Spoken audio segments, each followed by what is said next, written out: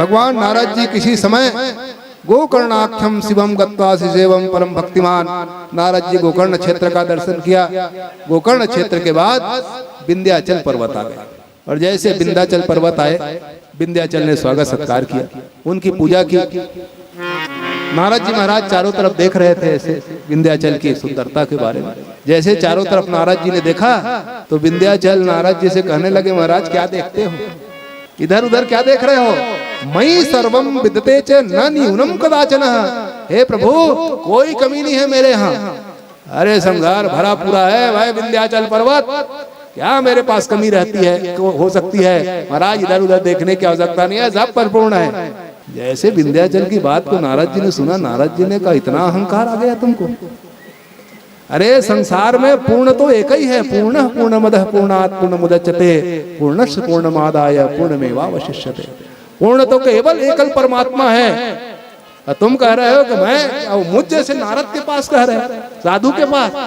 लोग साधु के पास आते हैं, हाथ जोड़ते हैं, कहते हैं महाराज मैं तो छोटा सेवा, मेरे पास सब कुछ कमी है, बड़ी कृपा करके आप मेरे को दर्शन दिए। बड़े बड़े भी हाथ जोड़ करके यही प्रार्थना करते हैं, महाराज मेरे पास क्या है, ये तो भगवत कृपा से जो कुछ है आपकी मैं सेवा कर रहा हूँ, कृपा कर रहा हूँ। ये कहना छोड़ दिया, कह रहे क्या कमी है मेरे पास। जैसे उन्होंने ये कहा, नारद जी महाराज तो अहंकार किसी को सहते नहीं, और भगवान की विशेषता है, भगवान अहंकार किसी को नहीं रहने देते, सारे अहंकार को भगवान तोड़ देते हैं। गर्व न की जय बावरे प्रभु गर्व पहारी, गर्व जो करता है, क्योंकि ये अहंकार व्यक्ति को भगवान से अलग कर देता है। अब ये जो अहंकार है, ये अहंकार रोग जिसको लग जाता है बंधु, अहंकार का रोग लगा, वो दिन रात दर्द होते रहता है। अहंकारी जो होता है वो दिन रात दुखी रहता है। अहंकार अति दुखद डमरुआ, तेरे जैसे लाखों आए, लाखों इस माटी में खाए, रहा ना नाम निशान रे झूठी तेरी शान रे, मत कर तू अभिमान, मत कर तू अभिमान, झूठी तेरी शान रे, मत कर तू अभिमान। बंधु, ये जो अहंकार है व्यक्ति को भगवान से अलग कर देता है। अहंकार अति दुखद है, डमरुआ, डमरुआ रोग है। एक डमरुआ रोग होता है, गांठ रोग जैसे। डमरुआ रोग जानते हो? जी। अगिया, और जब अगिया रहता है ना, वो डहडा डहडा होते रहता है, जब तक के फूट करके उसमें से अंदर से ना निकले मवाद, तब तक के जलन होते रहता है, होता है ना? तो वो अगिया है। डमरुआ जिनको अहंकार होता है ना, वैसे ही डबडबाता रहता है उसका अंदर। किसी को देखता है, बड़े होते किसी को देख लिया तो जलन पैदा होने लगती है। वो डमरुआ, नारद जी ने कहा कि बेटा अहंकार तुमको नारद के सामने में, अरे कितने आए कितने गए,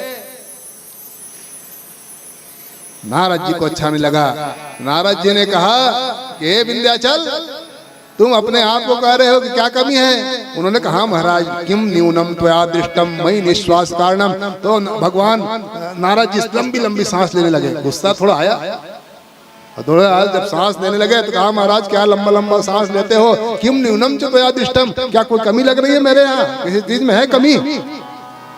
नारद जी ने कहा बेटा क्या बताऊं तेरे को, तेरे में तो कमी नहीं है, पर जानते हो मैं जहां से आ रहा हूं उसके बारे में बताता हूं। नारद जी से कहा, विंध्याचल जी ने कहां से आ रहे हो? तो नारद जी कहते हैं विद्यते त्वयि सर्वम ही मेरुर उच्चर तरह पुनः, मैं सुमेरु पर्वत से आ रहा हूं।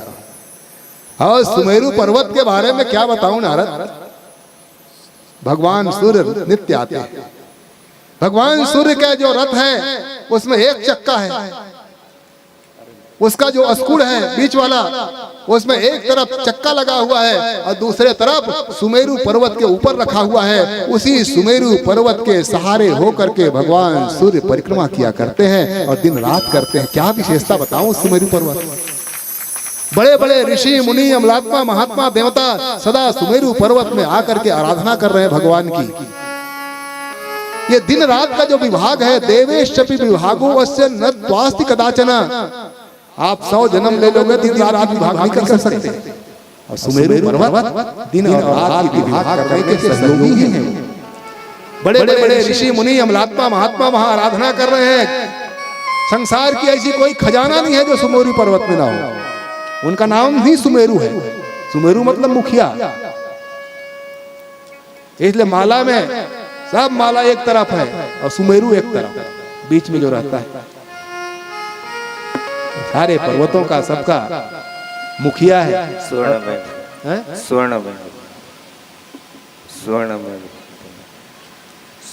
स्वर्ण से, स्वर्ण से, हाँ, स्वर्ण मतलब स्वर्ण के पर्वत माने जाते हैं। आधा तो बात बताता सर, आधा छुपा लेता तो बातें समझ नहीं आ हम आज तक।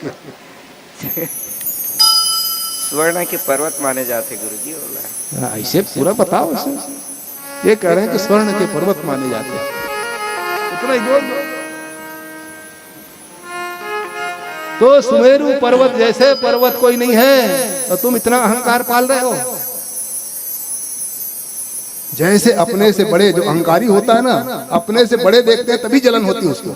वो चाहता है कि सब छोटे बने रहे मेरे से, उनको अहंकार आने लगा। नारद जी महाराज ने कहा, बेटा अभी तुमको हम उतारते हैं तेरा अहंकार। सुमेरु के बारे में जैसे चर्चा की, चर्चा करते ही उनके मन में लगने लगा कि मैं भी किससे बड़े कैसे हो जाऊं, जो मेरे में कमी है वो कैसे पूरी हो जाए। नारद जी ने कहा, बेटा आज तक के किसी की वो इच्छा पूरी नहीं हो पाई। हर व्यक्ति को लगता है कि इससे आगे बढ़ जाऊं, इससे आगे बढ़ जाऊं, पर आज तक के बताओ किसी को उतने वस्तु प्राप्त, जितनी आपकी इच्छा थी उतनी प्राप्त होने के बाद आपका लोभ कम हुआ? किसी का हुआ? शास्त्रकार कहते हैं कि निःशो अष्ट शतम सती 10 शतम लक्षम सहस्राधिपु। जिसके पास कुछ नहीं है वो 10 रुपया चाहता है, 10 रुपया आ जाए। उनको महात्माओं ने कहा, ले बेटा 10 रुपया, 10 रुपया आ गया, शांति मिली ना? ना महाराज, शतम 100 रुपया हो जाता तो बड़ा आनंद आता है। 10 लेता हो। एक महात्मा ने कहा, ले 100 रुपया ले। और 100 रुपया लेने के बाद कहा, अब तू शांति से रहेगा, शांति आ गई। हाँ, 100 रुपया में क्या होता है? 10 हजार जगह हो जाता।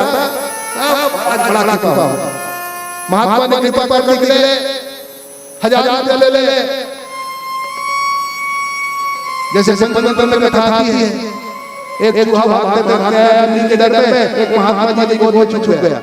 जैसे महात्मा जी की गोद में छुपा, महात्मा ने देखा, महात्मा ने कहा, बेटा क्या हुआ? कहा, महाराज बड़ा डर लग रहा है। किससे? कहा, बिल्ली से। चिंता मत करो, तुमको बिल्ली बनाता हूँ। मंत्र अभिमंत्रित किया, उनको चूहा को बिल्ली बना दिया। गजा घूम, चिंता मत कर, क्या डरता बिल्ली से? अब घूमने लगा। एक दिन फिर भागा, महात्मा के गोद में छुप गया। कहा, महाराज क्या हुआ? कहा, चीता दौड़ा रहा है, चीता से डर। अरे तब का चीता बन जाता तो बड़ी कृपा थी, चीता बना दिया। चीता बन के घूमने लगे। फिर एक दिन भागा वहां से, कहा क्या हुआ? कहा, शेर से डर लग रहा है। महात्मा जी ने शेर बना दिया, और जैसे शेर बनाया तो शेर बनते ही गुर्राने लगा महात्मा को।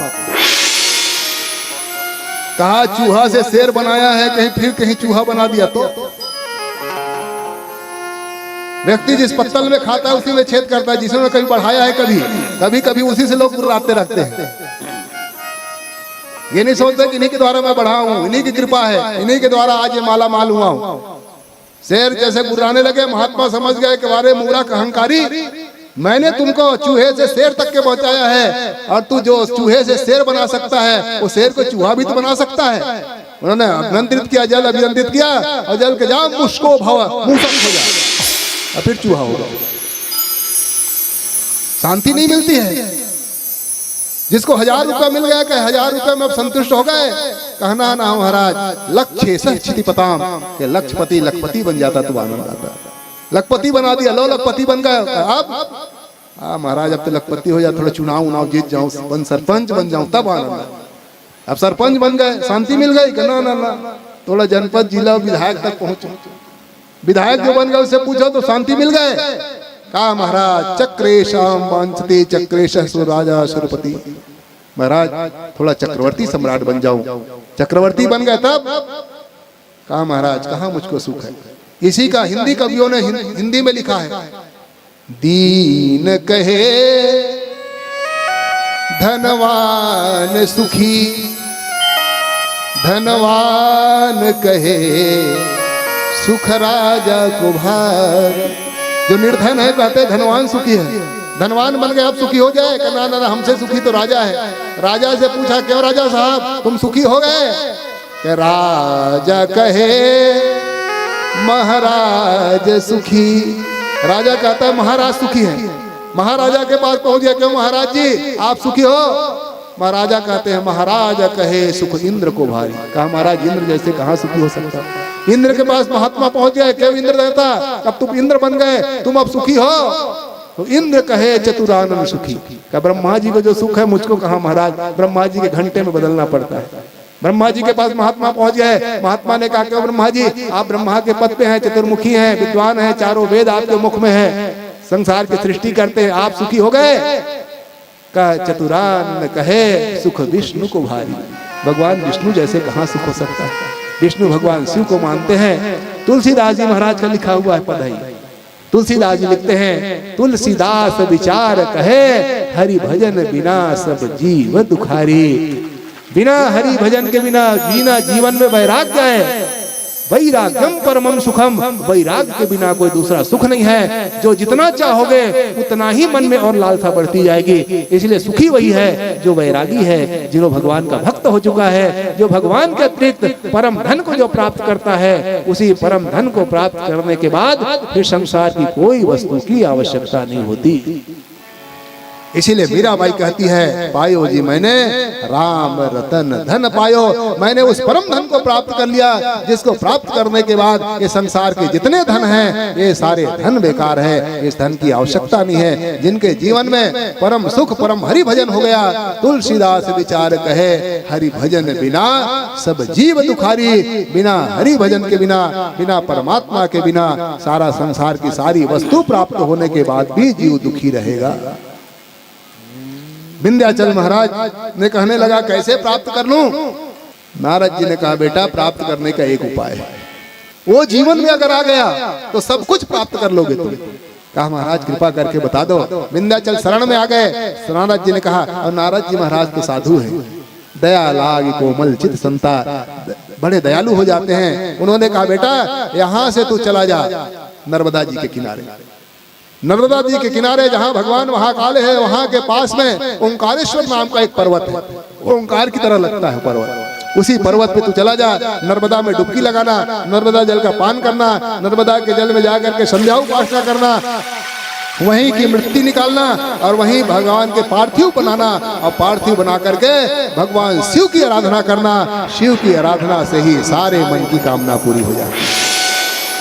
तो चला जा वहां से।